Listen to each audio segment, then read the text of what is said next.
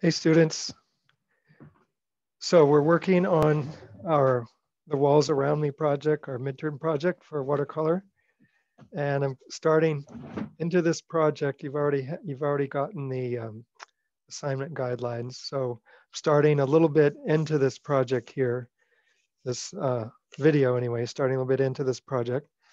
So what I've done already, I've created a collage design, have a background that's just flat pattern, and then I have a three-dimensional portrait subject that I want to include in the painting. And I've already gridded the drawing out, uh, gridded the format out, enlarged my image onto this surface, erased the grid, important to erase the grid. And once I drew everything on, then I just wanted to have a toned background. I just didn't want to have white. So I took a light yellow orange, and I just covered the background. Now you don't have to do that, but I just wanted to do it. So that I would have a little bit of more color underneath, like an additional layer. Um, that's up to you whether or not you want to do that. Perfectly fine if you don't. If you do put a coat over the background, I would say keep it very light, keep it in the yellow range, something very pale, so that it won't confuse your drawing. It's a little bit hard to see, but it's there. You know, we got there. All right. So then you can see this is the collage I'm going to be working from. Uh, just a little bit of recap here.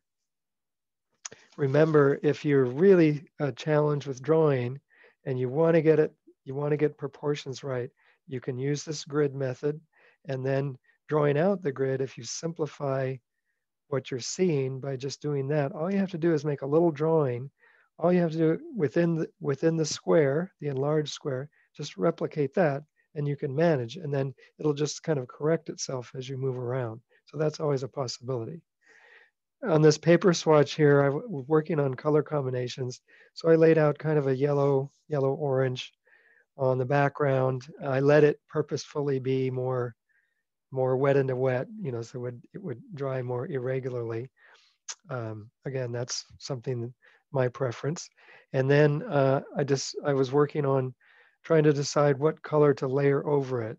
And I arrived at this kind of burgundy, this earthy burgundy color. Thought that would be nice with the yellow coming through. You can see my tests here. I tried a cerulean blue over it that just looked really maudlin and dark and kind of depressing. So I wanted something more vibrant. And then the other reason was that if this is primarily greens, a range of greens, then it might be nice to have something complementary up against it. And I don't want it to be too dark because I want to get some darks into the actual walking stick. I've forgotten what this is called again, this insect. But I wanted him to be darker, or them to be darker, or her to be darker in certain areas, darker than the background. So that's why I arrived at this color. This color is a mixture of phthalo crimson and then I put some green in there just to kind of uh, tone it down, neutralize it a little bit, make it a little bit darker. All right, so I'm ready to go. Now the other thing I've done here, anticipating that I'm covering this broad area, I just mixed up a bunch of paint with water. So then every time I put the paint on, I get a kind of an even coat, and I want the paint to go on even, like wet, and then it disperses naturally.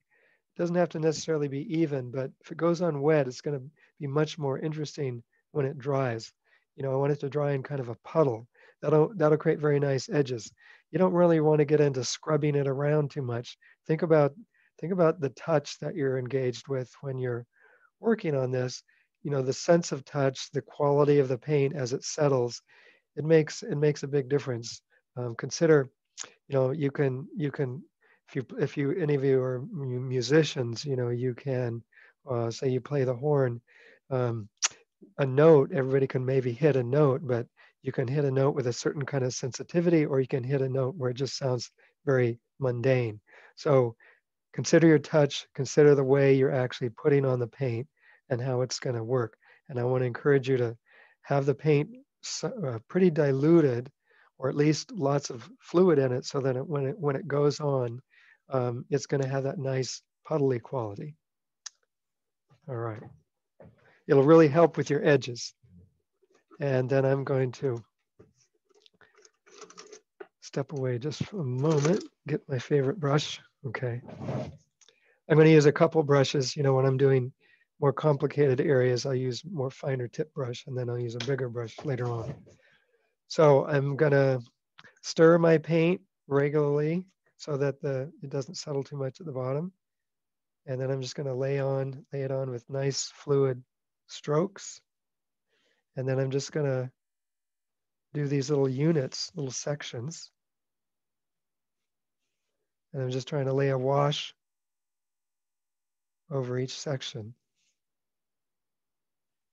And it's okay if the edges are wobbly.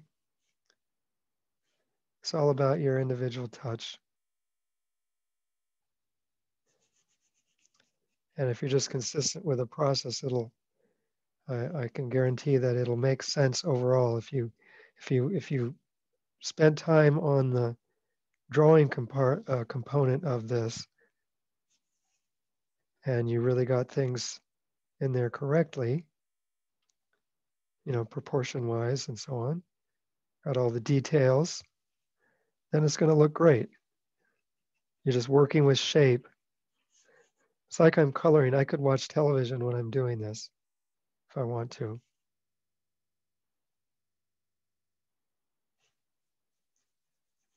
And then I'm just trying to keep the puddle going. If it dries, it's okay. You know, if it dries, you know, in a larger area, maybe it's just going to dry before I get to every place, but it's fine. Not a big deal. The other thing too, if you wanted to drop color in, you want it to be more multi-spectrum. You want a bunch of colors in there. You know, you create a puddle of water and drop the color in, or you can just lay down color and then drop more color into it. I'll show you what I mean in a second.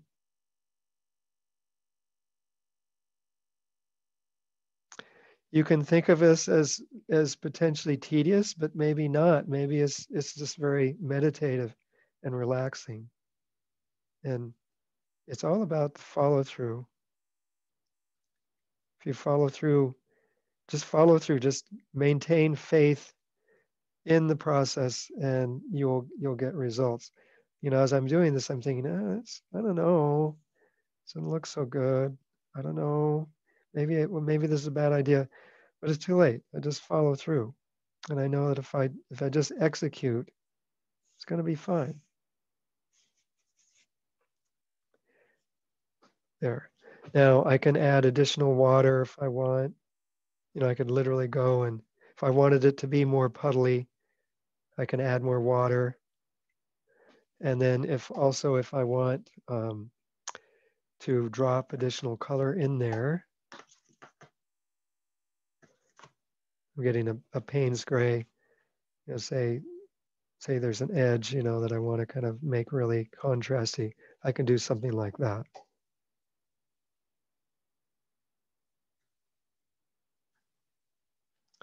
And then if it's not just right, you can come back and do another wash later. You can even put a different tone of wash over the top of it too. So there's one little section. And the more you do this, the more it'll start to visually materialize.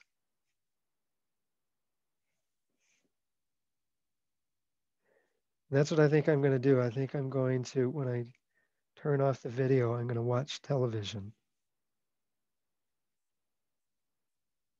Just to have something going on. And in this case, it might help me be more a little bit away from my own head, unless you want to be in your own head. So often I feel like I want to be out of my own head to a different place. But certainly your motor your motor coordination takes over in this process after a while.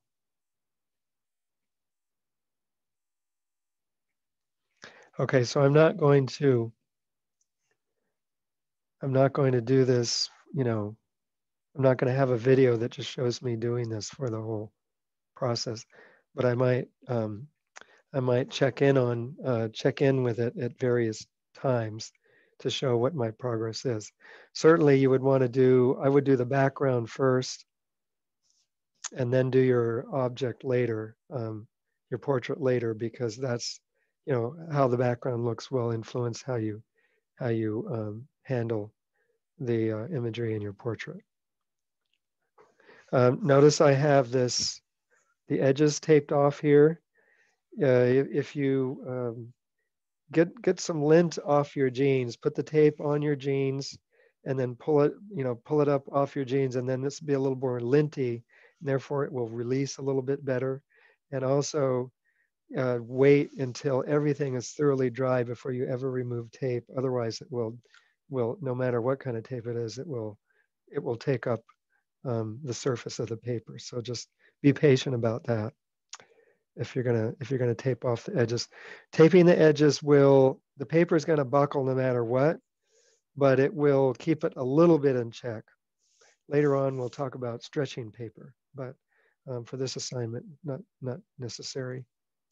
Okay, so I'll check back in later once I've got more of this done.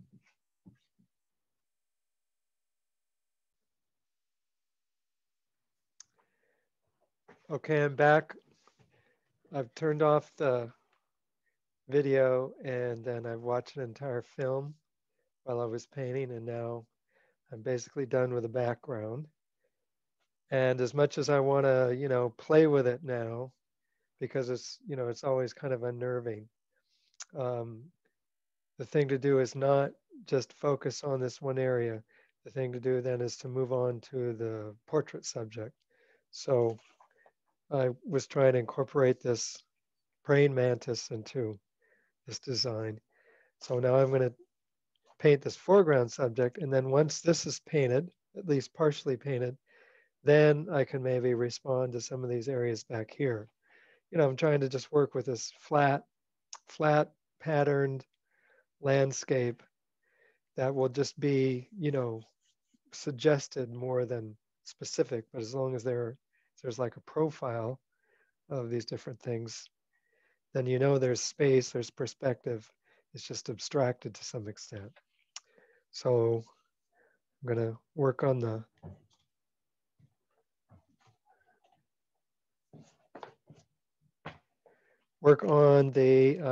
mantis now, just to get some greens in there, see what can happen. The original plan was that the greens would be an interesting contrast to the reds. So I'm just going to stay with that plan and see what happens. I'm really trying to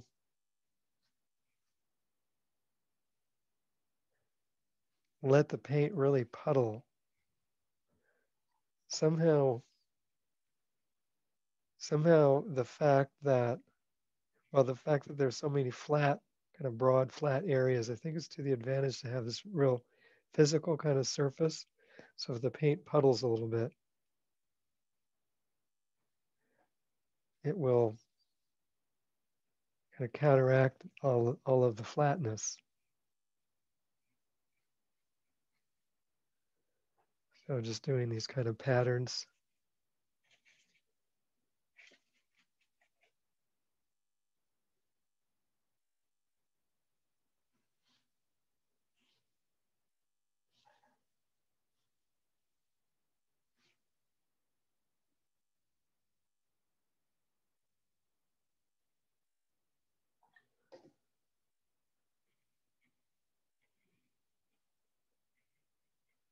Discovered an error in my drawing. I have to erase. Anyway, I'm gonna fill this with washes. Fill the surface with washes and try to create some dimensionality. And the dimensionality will hopefully contrast with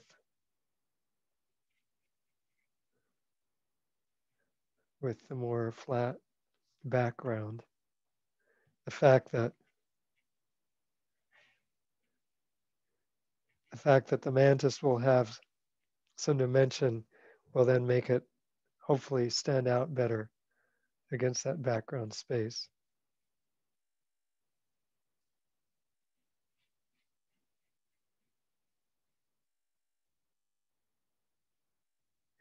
Um, it has these very, linear, spindly legs, arms and legs, and so using the watercolor to puddle kind of creates the puddle creates its own edge. I could kind of exaggerate that a little bit, but sometimes it's definitely to your advantage to use the edge of the paint just kind of drying and crystallizing. You can kind of see it happening there. And you can see it happening there. And it's not that I won't manipulate it later, but starting out that way. Put some darker tones in there. My original plan was to make the shell darker, or the back of the mantis darker, and then keep this lighter. And I don't know if that plan will hold up, but I just have to work on it a while to see what happens.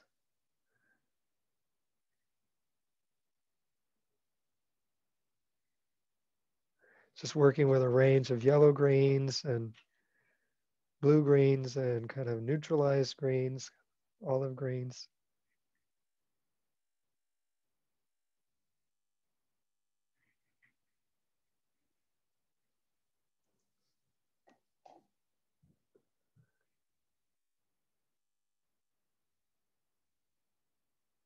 I was thinking that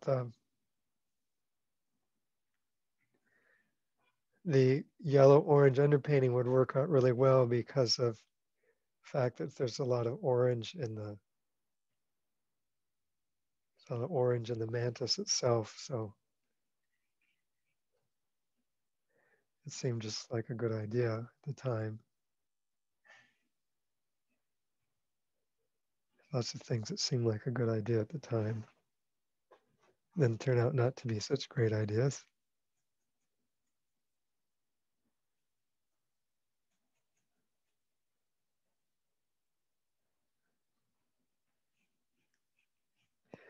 Just kind of process, you just work your way around, especially when you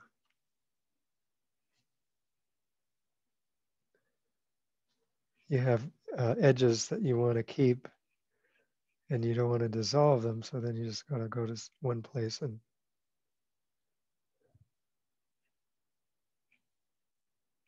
work on one place and then go to another place so that you can allow it paint to dry.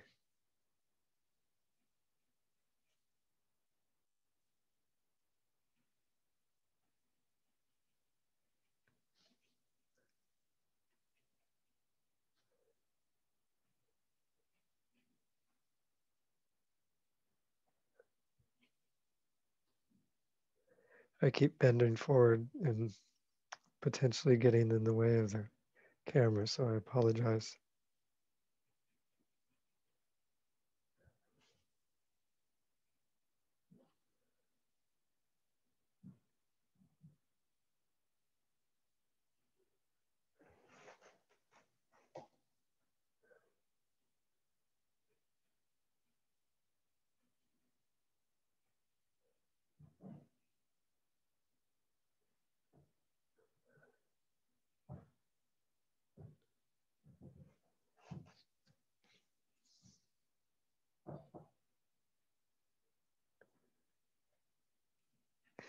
This might eventually involve highlighting with white, especially if I need to get, a kind of a shine, a glossy area on the surface to come out again. So that's always a potential. It's never, a planned thing, but it's always a possibility.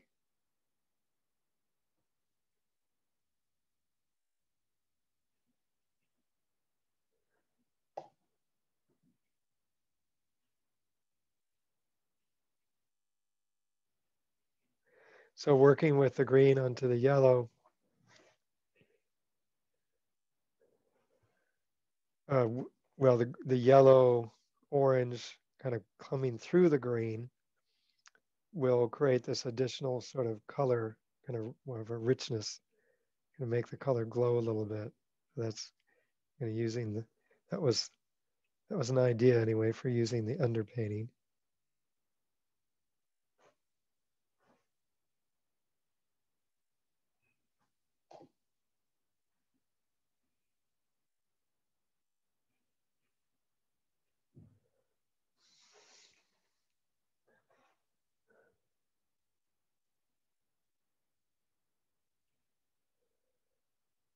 So I need to work my way around.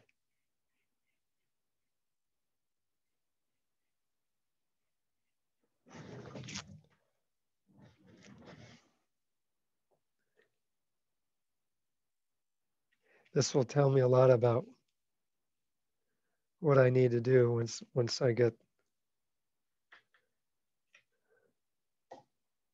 once the mantis gets blocked in, then it will really, I'll really know what I need to do in order to save the painting. One potential criticism so far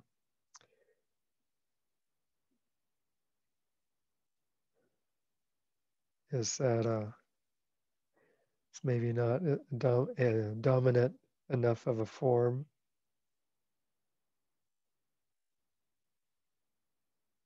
to really stand out. So I'm just going to have to see.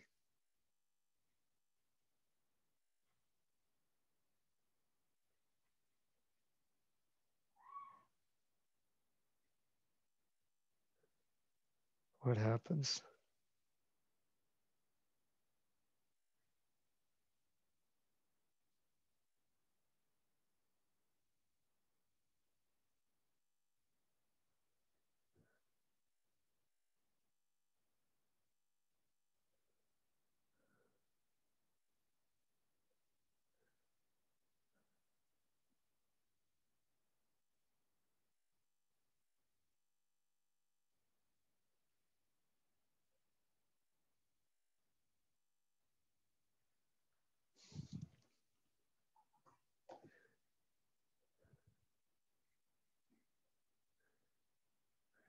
One often ends up rescuing paintings,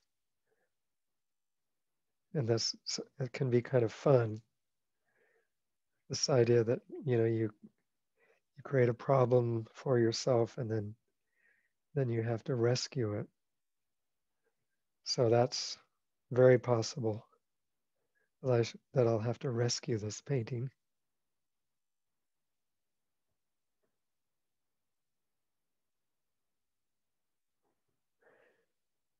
I'm kind of lifting out color and then leaving some on the edges, and that kind of creates a rounded quality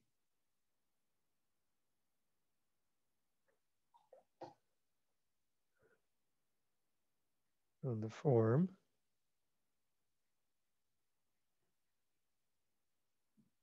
Just trying to get the paint to do a little work for me, basically.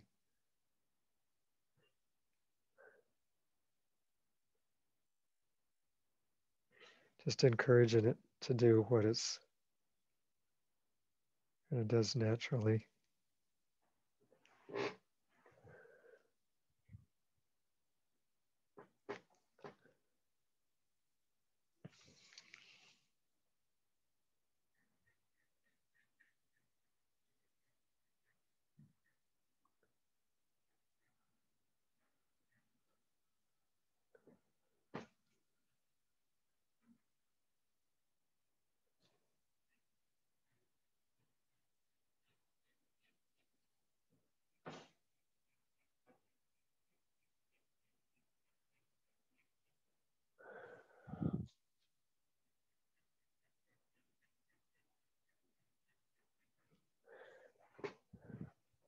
I sort of feel like I got in trouble a little bit with my contrasts.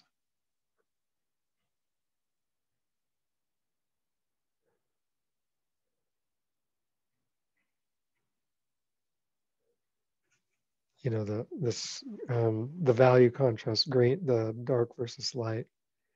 So I might end up just making this more spotlit so that so that the background is much darker. So then this will stand out a little bit more, and that would mean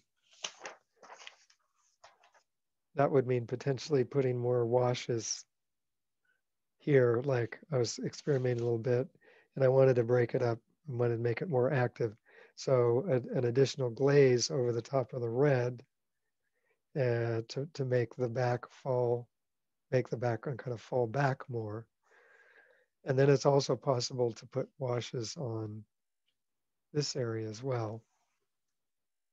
So that's a potential. I got to just keep working.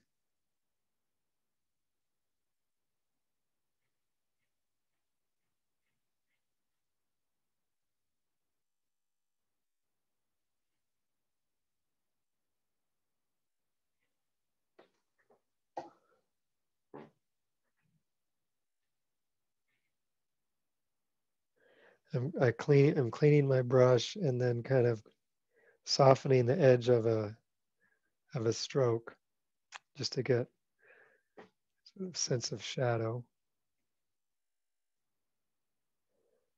I'll do it again here.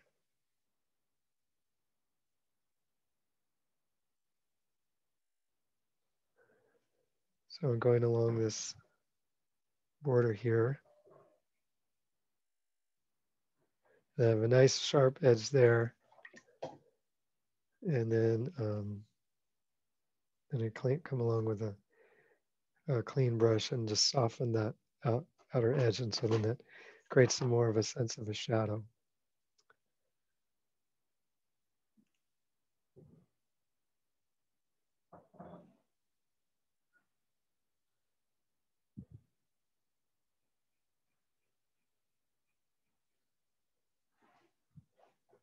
Okay.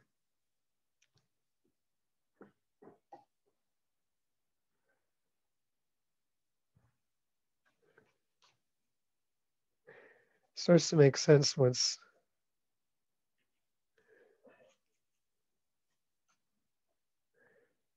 the form gets covered, working around like this.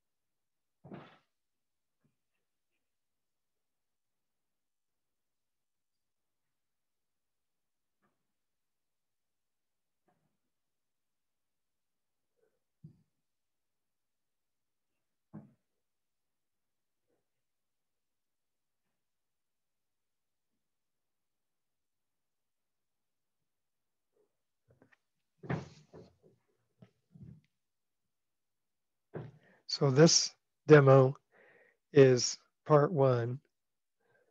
And then there'll be another demo, part 2. But you can kind of see you can see the beginning stages where things are headed.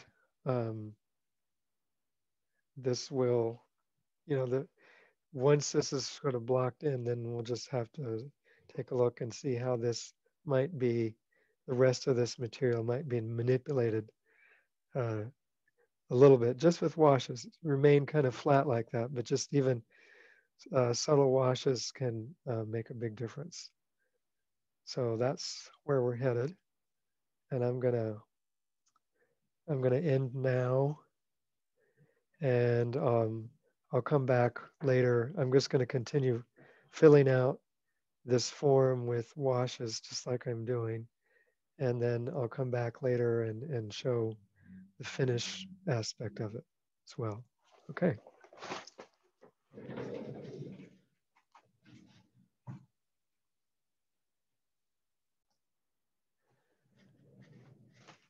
Okay, so I'm back, and I've been working on this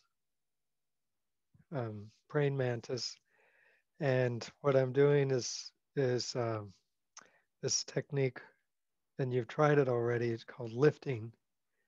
And when I started painting him, the present the insect, it's just not a lot of real definition other than it has a shape, but within there's not a lot of definition. So uh, lots of soft edges. So what I'm doing is kind of laying down basic tones and then lifting out areas, lifting out color to kind of create highlights. So get it wet and then pull the paint out, and then you can go back and put more color in. For instance,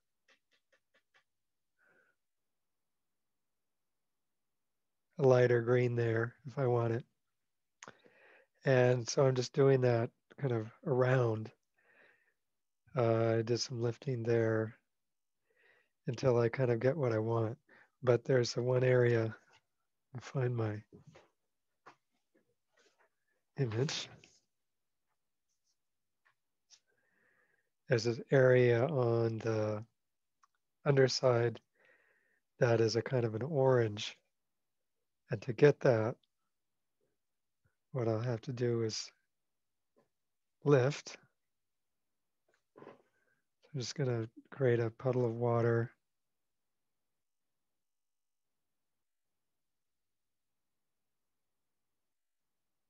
And dissolve the paint a little bit.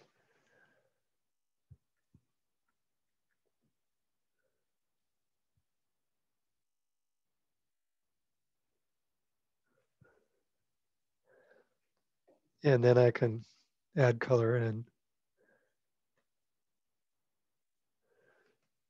And the color that goes in is this really pretty intense yellow orange. And then it kind of just mixes with a color that's there already. And there's another area along here. I'm going to dissolve that a little bit.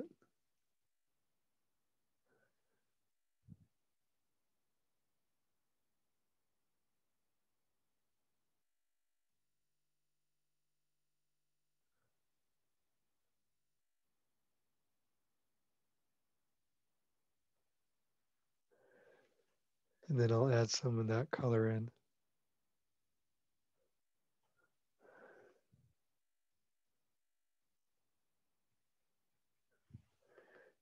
Slightly deeper color. It's more orange.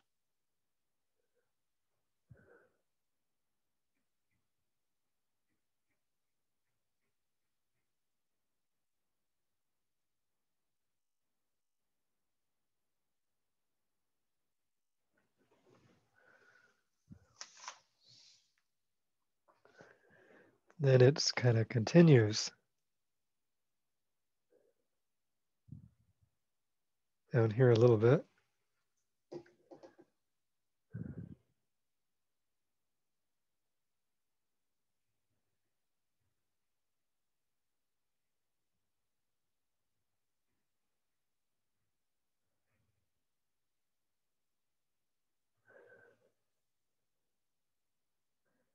Can't make it perfect, but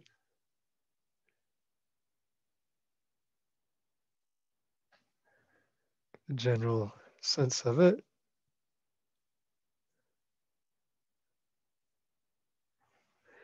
So as I'm working on this painting, I feel like it's not, it's not going perfectly. And so then there's always this issue of problem solving in the work. You can't, nothing always, nothing, sometimes everything goes right, but sometimes it doesn't. So I'm really kind of unhappy with the harshness of this red. And I think the assignment too was designed anyway so that you would respond. You kind of carry out this one process, this kind of pattern background, and then you just have to kind of respond to it based on what the individual needs were, to make it all work. So I'm finding that I'm wanting to manipulate this back here, maybe to just soften it or something. So I might actually do a glaze. It's not rather than going darker, I might do a glaze that's lighter where I actually mix white into a color and then kind of tone it. Same with these things, they're really stark. So then if I do a little wash there, they'll sort of settle down a little bit. They'll kind of go into the space more, be kind of more part of the atmosphere. So that's kind of the plan. Um, I don't know if there was ever a sense that it would just be like boom, you just paint this and then it's over. There's always going to be adjustment one has to make. So that's, and you may end up having to do that too. But the adjustments I'm making are I'm going to come in with you know, a second kind of variant of this. I have this pink. It's called opera rose. It's almost like a fluorescent color. But I'm going to kind of do some. I've been testing. I'm going to do some glazing into this area and around. Try to maybe lighten the back here. So that's the plan. This is just too harsh. So I want it just a little softer, a little more, if you kind of break it up into these little washes or puddles, then it looks like it's got more dimension than if it's just this, flat pattern. And that was always the plan, that you would maybe come in and do some washes within this kind of this unpainted area. So anyway, I'll get this going for, I'll take this a little ways farther, and then I'll probably return to this area too, before it's absolutely finished.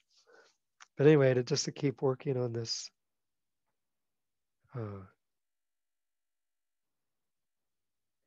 insect here. Um, More lifting.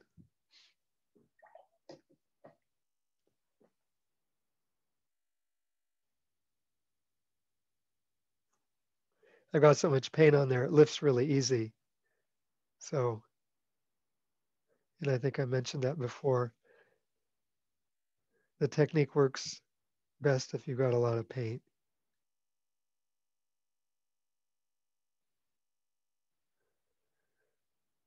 But it really does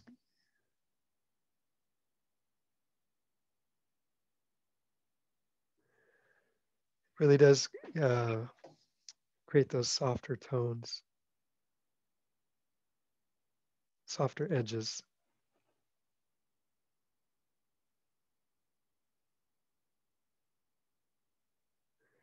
And then you just kind of let it settle.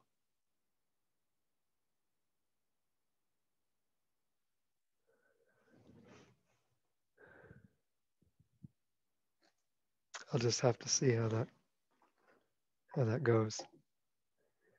And then distinguishing, you know, there's not a lot of internal markings on this thing, but it's got a few other details that are interesting.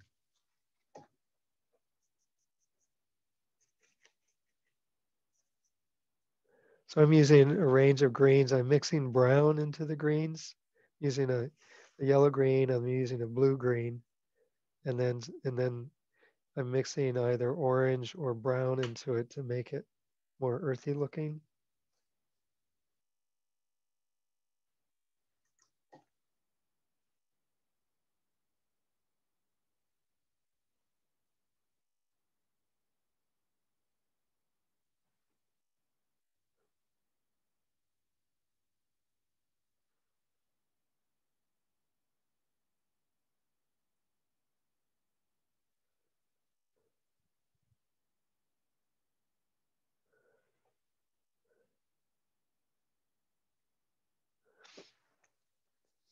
So put the paint down and then leave it for a while.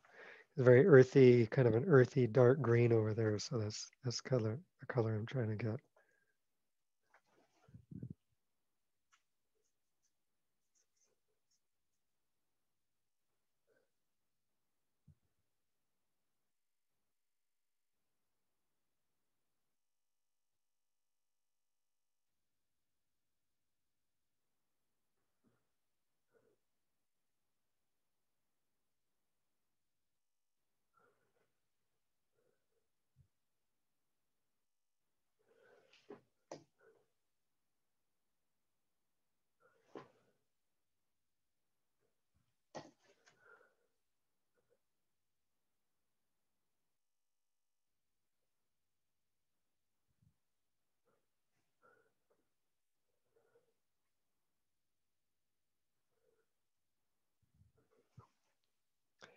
And you just have to let things dry.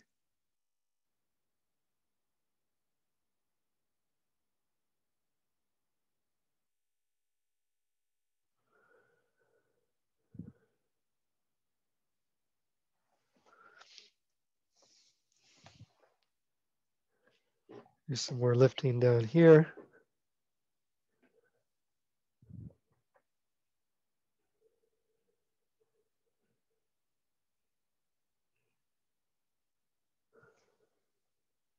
Just to bring in a little more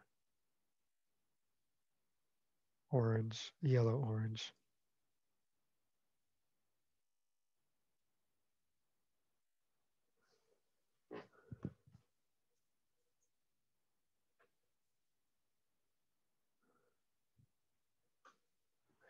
So I'm going to end the video soon.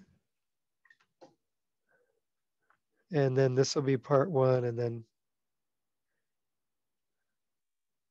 as we progress